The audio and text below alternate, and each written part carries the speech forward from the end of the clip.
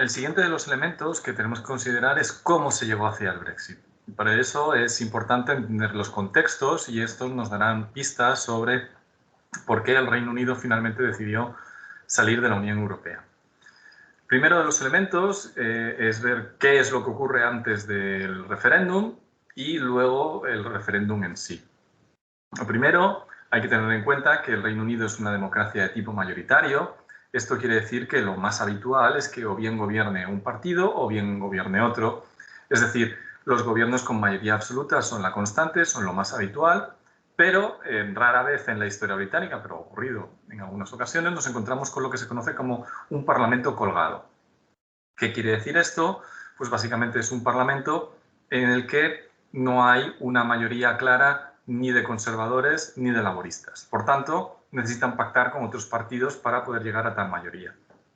En este caso, los liberaldemócratas optaron por pactar con los conservadores y así se formó un gobierno de coalición entre los conservadores de Cameron y los liberales de Nick Clegg.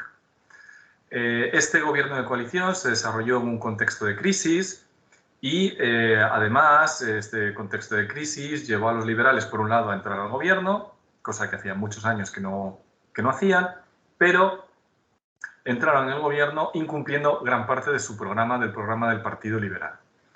El programa o agenda que llevaba este gobierno era una agenda de recuperación económica, pero hubo pues, complicaciones a la hora de ver en qué medida se ponían de acuerdo los dos socios de gobierno.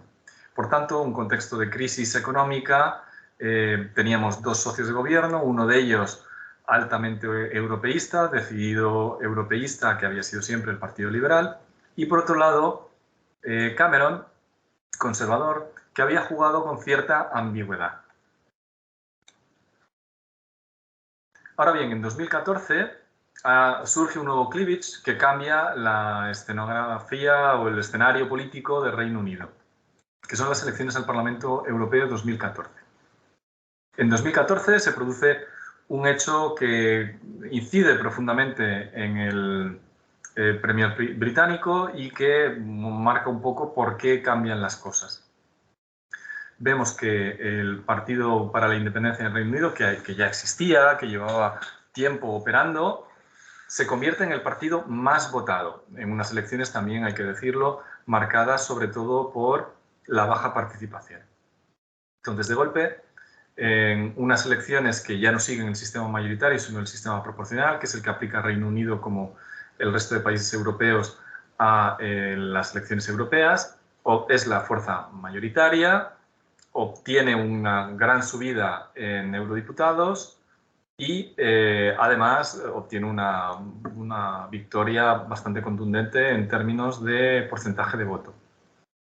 Además, no es ya solo que el Partido de la Independencia del Reino Unido ganara peso y dejara de lado a los conservadores, que pasaron a ser el tercer partido, sino que el Partido Laborista también se coloca por delante.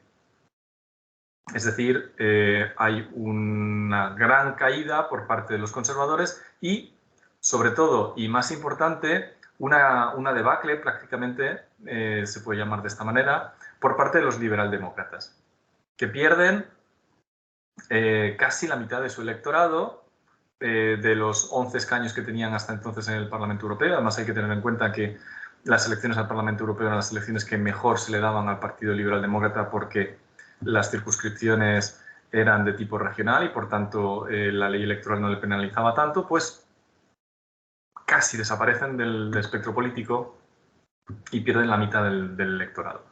Por tanto, vemos que el Partido Liberaldemócrata es el que pierde peso dentro de estos dos socios de coalición, en el cual el liberaldemócrata encarnaba más una idea favorable a la Unión Europea, mientras que los conservadores jugaban con la ambigüedad. Encima aparece un nuevo actor que está legitimado por las urnas, que es el partido más votado, que lo que pide de manera abierta es la independencia del Reino Unido de la Unión Europea, es decir, el Brexit. Ahora bien, también hay otros cleavages que influyen y, en primer lugar, tenemos que hablar del referéndum escocés.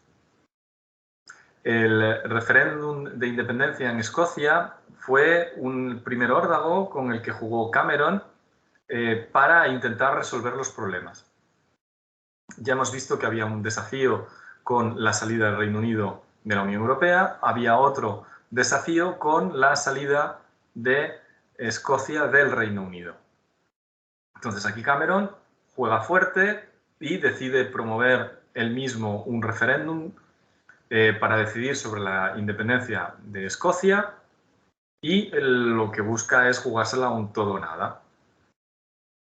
En esta búsqueda del efectismo, al principio también la situación parece dividida, como en el caso de creo que veremos luego del Brexit, pero finalmente pone todo sobre el asador el primer ministro británico, se lanza la campaña y al final consigue ganar este referéndum. Además, también hay que tener en cuenta que estos dos referéndums se producen en el contexto de competencia entre los dos miembros de la coalición y Cameron ya está buscando la llegada de las nuevas elecciones para deshacerse de su socio y gobernar él solo en minoría.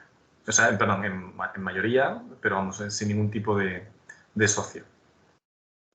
Por tanto, comienzan los conservadores con esta idea de la búsqueda de la mayoría absoluta y estas citas electorales parecen que van saliendo favorables a Cameron y que están reforzando su imagen frente al electorado. Todo ello en un contexto en el que, como vemos, Cameron comienza con una gran popularidad, esta cae enormemente y sube ligeramente en el momento del referéndum escocés. Por lo tanto, hay esa percepción de que está siendo positivo para sus intereses y está arrinconando a el Partido Liberal Demócrata y está obteniendo votos por esa parte de manera que pueda convertirse en el partido mayoritario. Entonces Cameron comienza un juego en el que usa la carta del Brexit, de la posible salida del Reino Unido, y empieza a negociar con las instituciones europeas un acuerdo que sea beneficioso para el Reino Unido y que le haga, como se dice en aquella época, estar cómodo. Es decir, que si las instituciones europeas quieren que el Reino Unido se quede, hace falta que le den nuevas concesiones, nuevos opt-outs, es decir, elementos especiales que no había conseguido negociar el Reino Unido después del Tratado de Lisboa. Por tanto, está buscando un trato de favor o un trato distintivo frente al resto de Estados miembros. Entonces, se usa la carta del Brexit por parte del Ejecutivo de Cameron como una parte de la postura negociadora. Es decir, si el Reino Unido no obtiene lo que yo estoy pidiendo en este opt-out, haremos un referéndum y en el referéndum probablemente salga que el Reino Unido se tiene que marchar. Entonces, comienza un cierto chantaje a las instituciones europeas en la idea de que un nuevo opt-out para el Reino Unido que le quite de los elementos que son menos favorables para él, o por lo menos que ellos perciben como menos favorables después del Tratado de Lisboa, quizá eso acomode mejor al Reino Unido. Entonces, hay una serie de bloques en la postura negociadora de Cameron que son los elementos que Cameron pide para que luego pueda lanzar un referéndum y él espera que después de obtener esto pueda salir victorioso la postura de mantenerse en la Unión Europea. Por un lado, lo que busca es una cierta garantía de que la eurozona no se convierta en el núcleo de la Unión Europea. El Reino Unido ya ha dicho que no quiere abandonar la libra y no quiere que los Estados miembros de la UE que no pertenezcan a la zona euro tengan una cierta desventaja dentro de la Unión Europea.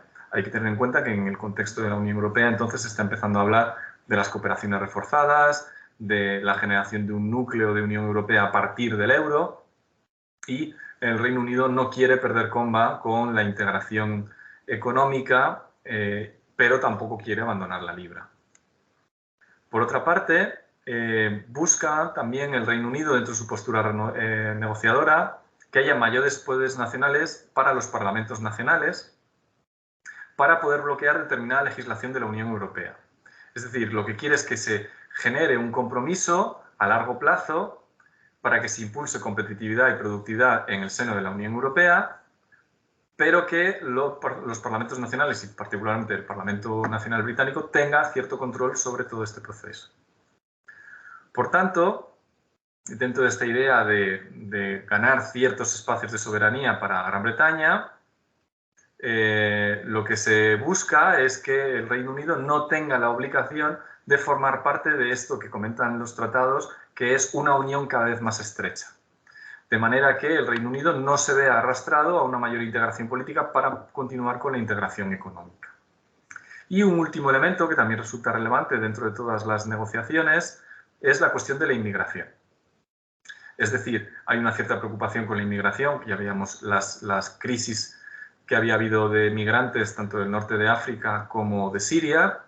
Todos estos migrantes, en muchas ocasiones desplazados o refugiados políticos por cuestiones de guerra en sus respectivos países, acuden sobre todo a los países del centro de Europa y del norte de Europa y generan cierta presión económica sobre los distintos estados. Entonces, la Unión Europea está intentando articular políticas de cuotas para distribuir estos refugiados, pero muchos estados se oponen o quieren garantías para evitar que esto se produzca así.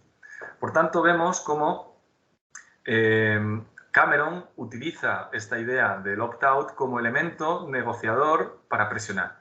Finalmente, tiene éxito y la Unión Europea accede a gran parte de sus reivindicaciones y al final el Reino Unido obtiene un nuevo opt-out en el que abandona estos elementos que son de su preocupación y ya Cameron puede presentarse ante el electorado para un nuevo referéndum y en este caso un referéndum sobre la Unión Europea después de haber vencido en el referéndum escocés y bueno, intentar consolidar su postura gracias a sucesivos referéndum.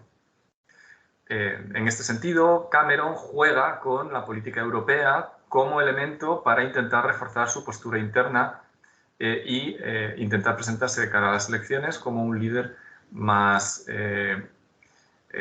relevante, importante a nivel internacional que consigue colocar una nueva postura del Reino Unido.